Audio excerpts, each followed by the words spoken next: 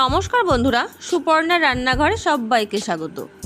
আজকে আমি আপনাদের সঙ্গে শেয়ার করব কাপ কেকের রেসিপি, তাও আবার গুড় দিয়ে। চলুন তাহলে দেখে নেওয়া যাক আমার আজকের এই কাপ কেকের রেসিপিটি।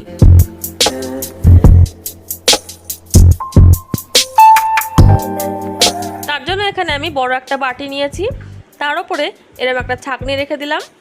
এবার নিয়ে নেব 3 কাপ পরিমাণে ময়দা।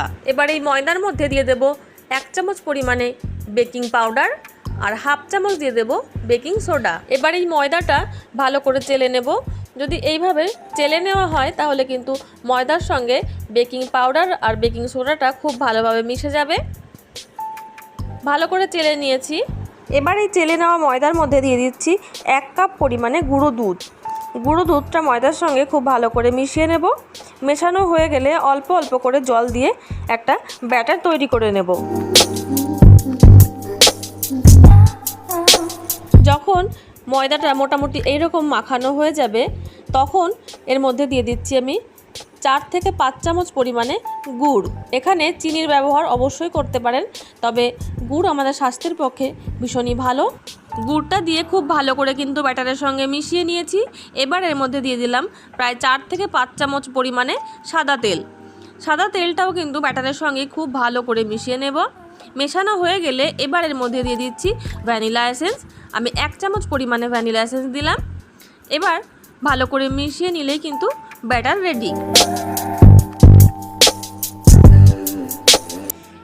এবার এই ব্যাটার থেকে 2 থেকে 3 চামচ পরিমাণে ব্যাটার আমি একটা অন্য পাত্রে তুলে নিচ্ছি। তার মধ্যে দিয়ে দেব 1 টেবিল চামচ পরিমাণে কফি। কফির বদলে আপনারা এখানে কোকো পাউডারও ব্যবহার করতে পারেন। কফিটা খুব ভালো করে মিশিয়ে নিয়েছি। এবার কেকগুলো বসানোর জন্য আমি ছোট ছোট এরকম চায়ের যে কাপগুলো পাওয়া যায় আমি সেই কাপগুলো নিয়েছি। এবার এই কাপগুলোর মধ্যে অল্প অল্প করে ব্যাটার দিয়ে দেব।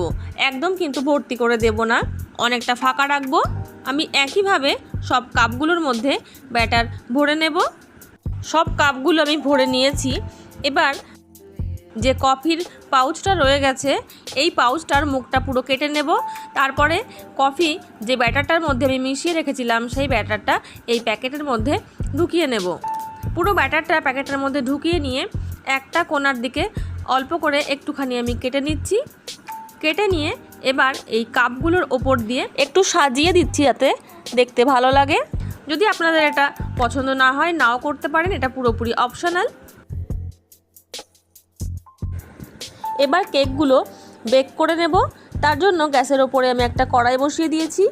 কড়াইয়ের মধ্যে দিয়ে দিচ্ছি কিছুটা পরিমাণ লবণ আর দিয়েছি একটা স্ট্যান্ড। এবার এই স্ট্যান্ডের ওপরেই বসিয়ে দেব কেকের থালাটা। এবার একটা ঢাকা দিয়ে দেব। ঢাকা দিয়ে হাই ফ্লেমে রাখবো 5 মিনিট আর মিডিয়াম ফ্লেমে রাখবো 20 মিনিট। টোটাল 25 মিনিট পরে আমি ঢাকাটা খুলব। 25 মিনিট পরে আমি ঢাকাটা খুলব। দেখুন কেকগুলো কিন্তু একদম ফুলে কাপের ওপর অবধি উঠে গেছে। এখানে কিন্তু আরও একটু ব্যাটারটা আমার কম দেওয়া উচিত ছিল, কারণ অনেকটাই কিন্তু সাইড দিয়ে বেরিয়ে গেছে। এবার আমি থালাটা ধরে নামিয়ে নেব। এবার আমি কেকগুলো ঠান্ডা হয়ে যাওয়ার জন্য 1 ঘন্টা মতন রেখে দেব। 1 ঘন্টা পরে একটা কেক আপনাদেরকে আমি খুলেও দেখাচ্ছি।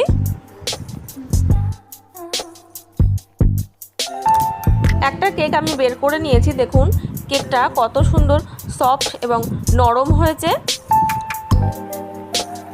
দেখতেও যেমন সুন্দর হয়েছে, খেতেও কিন্তু অসাধারণ লাগে এই গুড়ের বানানো কেক। আপনারা কিন্তু বাড়িতে অবশ্যই ট্রাই করতে পারেন। আশা করছি আপনাদের নিশ্চয়ই ভালো লাগবে। চলে আসবো অন্য কোনো দিন অন্য রেসিপি নিয়ে। আজ এই পর্যন্তই। সবাই ভালো থাকবেন, সুস্থ থাকবেন।